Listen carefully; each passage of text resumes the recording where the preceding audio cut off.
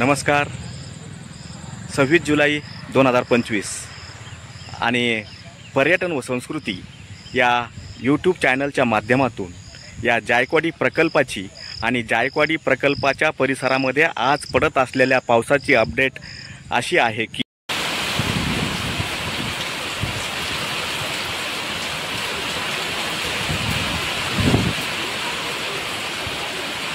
या परिसरामध्ये सुरुवात झालेली आहे. काल हवामान खात्याने दिलेल्या सूचनेनुसार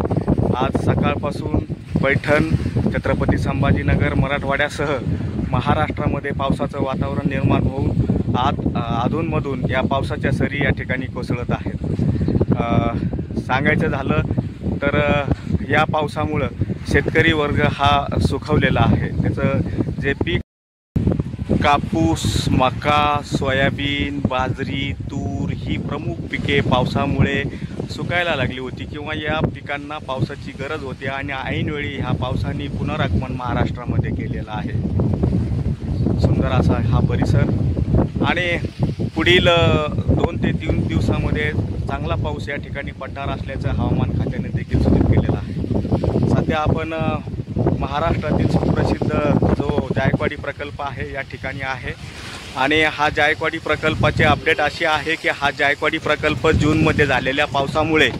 जुलैच्या 1 तारखेला 77 ते 78% कधी नव्हे तो इतक्या मोठ्या प्रमाणात या प्रकल्पामध्ये पाणी आलं होतं आणि त्याच्यानंतर या पाणलोट क्षेत्रामध्ये पाण्याची आवक कमी झाल्यामुळे किंवा या ठिकाणचा पाणलोट क्षेत्रामधील पावसाचं प्रमाण कमी झाल्यामुळे यामध्ये पाणी येण्याचं प्रमाण हे अत्यल्प झाल्यामुळे हा जो 78 ते 80% हा जो पाणीसाठा आहे हा मागील 15 ते 20 दिवसापासून त्याच लेवलवरती आहे आणि आता हवामान खात्याने दिलेल्या या अंदाजानुसार पुढील 2 ते 4 दिवस हा महाराष्ट्रामध्ये पाऊस पडणार आहे आणि या जायकवाडी पाणलोट क्षेत्राच्या जे वरची धरणं आहे ज्यामध्ये प्रामुख्याने भंडारदरा, दारणा, पालखेड अशा प्रकारची 20 प्रकल्प आहेत आणि ही 20 प्रकल्प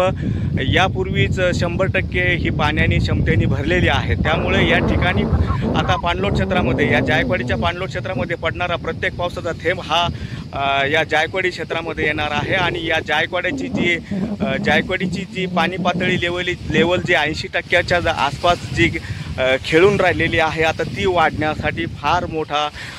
या पावसाचा आधार या ठिकाणी होणार आहे आणि हे जायकवाडी प्रकल्प 80%वरून हा 100%कडे वाटचाल करण्याला निश्चित आता यापुढे सुरुवात होणार आहे आणि ज्यावेळेस हा प्रकल्प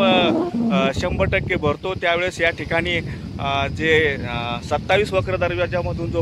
पाणी सोडलं जातं, विसर्ग सोडला जातो, तो विसर्ग हा खूप पाहण्याजोगता असतो आणि संपूर्ण महाराष्ट्रातून पर्यटक हा विसर्ग पाहण्यासाठी या ठिकाणी येत असतात. सध्या देखील खूप अशा प्रकारचे पर्यटक या ठिकाणी या धरणातील पाण्याचा आनंद या ठिकाणी घेत आहेत. सुंदर असं वातावरण आहे. संध्याकाळची ही वेळ आहे आणि वरती हे नभ दाटून आलेले आहेत आणि हे जर नभ आता या ठिकाणी बरसले तर हा धरण हे जायकवाडी प्रकल्प 100% भरण्यामध्ये आता अवधी लागणार नाही. हा जर 2-4 दिवस जर हवामान खात्याने दिलेला जो पावसाचा अंदाज आहे तो जर पावसाचा अंदाज खरा ठरून जर या पाणलोट क्षेत्रामध्ये जर पाऊस झाला तर निश्चित एक 8 ते 10 दिवसामध्ये हे धरण 100% भरून यामधून आपल्याला विसर्ग करावा लागणार आहे. हे धरण 100% भरण्यामध्ये एक जो माझ्याप्रमाणे सर्वांनाच हा आनंद होत असतो की हा जो महाराष्ट्रातील सर्वात मोठा जो प्रकल्प जायकवाडी प्रकल्प आहे आणि तो 100% भरावा जेणेकरून या धरणावर अवलंबून असलेले जे शेतकरी आहे, उद्योजक आहे, मासेमारी करणारे जे आहेत हे सर्वच लोक यामध्ये आनंदाचं वातावरण त्यांच्यामध्ये होतं. तसंच त्याचप्रमाणे पर्यटकांना देखील एक पर्वणी निर्माण होते की हा डॅम 100% भरल्यानंतर डॅम हा बघण्यासाठी हे महाराष्ट्रातून पर्यटक ह्या जायकवाडी धरणाला ही भेट देत आहेत. सुंदर असा प्रकल्प आहे आणि यासारखीच माहिती जर आपल्याला वारंवार यापुढे हवी असेल तर पर्यटन व संस्कृती या यूट्यूब चॅनलच्या माध्यमातून ही माहिती आपल्याला शेअर केली जाईल आणि ही माहिती जर आपल्याला उपयुक्त वाटली असेल किंवा चांगली वाटली असेल तर निश्चितच आपल्याला विनंती की या चॅनलला आपण सबस्क्राईब करावं, लाईक करावं. धन्यवाद.